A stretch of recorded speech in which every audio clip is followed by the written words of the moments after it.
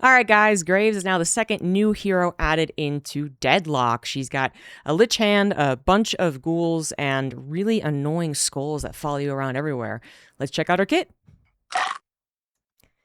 First up in Graves' kit, we have her first ability. It is called Jar of Dead. She passively collects death, so dead minions, dead camps, dead heroes, other stuff, maybe, I don't know, we'll find out, and stores it in a jar.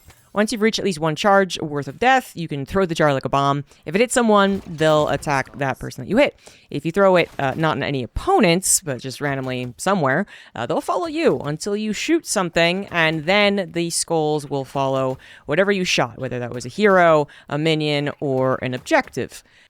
I played one game against Graves so far, and these skulls, they really do hurt, and they follow for a very good distance, so outrunning them is not the play. Apparently, you're supposed to shoot them or melee them, but they're kind of hard to hit floating around as they are. Plus, there could be a bunch of them, and you have to take down each one individually, so they've been a little annoying, probably the most annoying thing in her kit, actually, but her other abilities also have some annoyances. Anyway, the upgrades for this ability are 1, collecting death heals, 5 health per pickup, so not a lot, but she does pick up a lot of death with all the minions dying.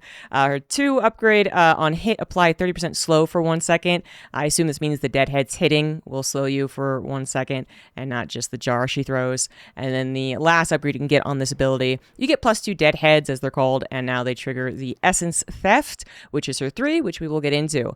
But first, her second ability is called Grasping Hands, and that's does exactly what it says. She lays down a line, and if an opponent steps over that line, hands come up and immobilize and do spirit damage to them, and it'll last for a certain amount of time, and if more people step over the line, again, the hands will come up and immobilize them. The upgrades for this ability, the first one is a +2 second duration of the ability overall. The second upgrade, you get 0.75 seconds immobilized duration added, and then the last final upgrade, 15-meter wall length addition, and -10 seconds on the cooldown. This ability has some nice synergy with other heroes. If you have someone like a Holiday, for instance, who lassos someone, brings them close to the Guardian or the Walker, whatever it is, or just close to the team fight, and then Graves, kind of expects this and is able to set down this wall, if you will, then you're just going to immobilize whoever they dragged in, and they will not be able to escape, and it just creates very good synergy for actually successfully getting a kill on a hero, aka this is really going to annoy people when people actually work together, and then you just feel like you can't do anything to escape. Her third ability is a passive, and it's called Essence Theft. Her weapon, which is a unique weapon, by the way, it uses ammo, but it's kind of like channeled. It's like a beam, so sort of like Bebop, but not really. You don't have to aim, since it auto attaches to opponents, and it can be applied to multiple targets once you fully upgrade this 3 ability, Essence Theft. So the passive itself steals weapon damage and spirit resist over time, and can also hit 3 targets max with this debuff. The upgrades for the ability, the first one, +5% max spirit resist stolen. The second one is +20% max weapon damage stolen. And the third final upgrade is going to be the weapon now attaches to 2 targets at a time. So if you put her gun, the hand, in between 2 targets, it'll split and hit both of them at the same time. Clearly, this ability can take the wind out of gun characters' sails, which I think is kind of its purpose. It steals, like to really highlight that. It steals, so it gives your opponents a debuff and then a buff to you. So this is a passive. You don't have to worry about activating it. It's just as far as you are actually dealing damage with the gun, which again is actually a hand. Finally, her ultimate is called Borrowed Decree, which definitely isn't as self-explanatory as some of the other ones. This ultimate has Graves place down a gravestone after a short channel. I don't know what Borrowed Decree means in this regard, but anyways, it's a gravestone. Ghouls can rise up out of it and head to the enemy base. They explode upon approaching a hero or an objective, dealing pretty good AoE spirit damage and applying a short slow as well. The upgrades for this, the first one you get -20 second cooldown on that ultimate. The second upgrade, +25% ghoul speed and +10 second duration of the ult overall. And the final upgrade for it, the Ghoul's explosion deals +5% max health damage, and 3 ghouls now instantly pop out when the channeling is done. The gravestone can be destroyed with 2 heavy melees, but you can place the gravestone anywhere, even on top of things, like people were putting it on top of the tower in mid, so it can be difficult to reach. The ghouls also run for a fair amount of time, so you can place that gravestone fairly far back and still find benefit in it. So, a lot to talk about here as far as Graves' overall kit. Like usual, I expect her to be overpowered initially, just to get people playing with her, complaining about her, and giving Val feedback that they need. Her gun was a surprise when I went into the playtesting, and it definitely doesn't feel like a gun. I mean, neither does Bebop's really, but hers feels the least like a gun because you don't have to aim. It's incredibly easy. Reading some community posts, it seems her gun doesn't proc things like Resto Shot until you actually lock on to someone, so there's no way to waste your restorative shot like with the other characters. The gun, again, is a hand, but gun. It still uses ammo, but it's a way easier gun. A newbie-friendly gun for sure. In general, she also seems to be fairly newbie-friendly, if not incredibly.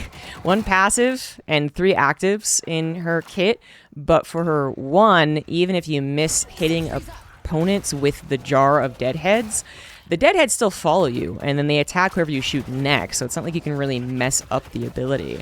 Her 2 is such a long line that it does seem really hard to mess up, like put somewhere that's not going to be helpful. But, Deadlock's geometry can be weird, and maybe it's a little weird with like bridges and all that. I'm not sure.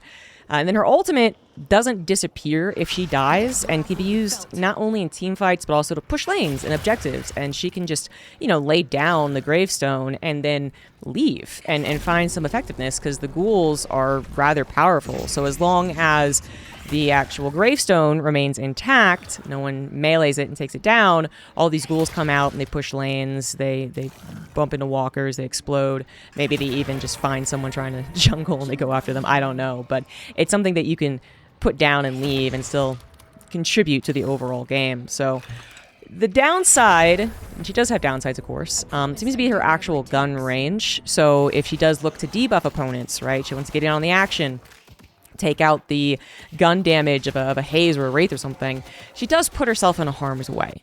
And she only starts with 2 stamina, and she has no escape skills whatsoever. So getting in and actually getting all those debuffs and actually surviving is going to be the tricky part about using Graves. Being new player friendly is definitely not a bad thing, by the way. And we'll see how she plays in higher level competition soon enough. Having played 1 game against her, I can say annoying is certainly the word I would use. Rem is cute. He has the lore and the voice going for him. But I also just haven't really been annoyed by Rem's abilities yet, having played now, half a dozen or so games against Rem. There's no point where I'm just like, oh, this stupid little mouse going around everywhere. But when I played against Graves, and again, it was only 1 game, and it'll probably get better, and I'll get used to her, but still, having played 1 game against her, the skulls are just so annoying. They don't they don't feel particularly fun to play against, but then again, I haven't actually tried to melee and hit them, but from all accounts of the community, this is still a big annoyance, because again, you have to take down every single deadhead. It's not like you just punch the flock of them and they all disappear. It takes a lot of time, so you got to find some place kind of relatively safe as you run away from the rest of the battle to actually start punching or shooting at these deadheads, and shooting them as they come at you apparently is a little difficult just because they're floating and they're kind of erratic. It also doesn't feel as fun playing against a character that you perceive to be newbie friendly. So again, I think you should have newbie friendly characters in the game. I mean, if your friend does not like gunplay and you're convincing them like, no, it's a MOBA, it's really fun, trust me, then you would put them on Graves because, yeah, the gun doesn't really matter. But when you're the one facing the character whose gun doesn't need to be aimed, and so they get close to you, they lock on, effectively lock on, I guess, and then they actually take you down without what you perceive to be a lot of skill, well, that just doesn't feel the greatest, but that's like a minor thing in the overall grand scheme of Deadlock. I'm not actually saying that that's what's most annoying about her. Absolutely 100%. It's the deadhead ability. And I'm sure a lot of these things will be nerfed and numbers will change and it'll feel different as the game goes on. And I really don't want to pass full judgment as of yet. I'm also waiting to hear more about her backstory and more dialogue with other characters. With Rem, everyone was already pulling out all these voice lines that were super cute and talking about potential reasons why Rem was here. It's not really happening with Graves, so I don't know if she has any really cool interactions with other characters. I want that book, Abrams. But I'm looking forward to learning more about apparently this teenager, because she's in a school uniform with a mentor of some type. Maybe it's the Hand. I have no idea. I can't be afraid. My mentor has needs. I've learned much from my mentors. I can't help anyone if I'm dead. These guys do a great job at keeping my sister out of my room. And what that actually means for the overall story, I guess her story. Anyway, what do you guys think? Fun? Not fun? Is she overpowered already? Is she not overpowered at all?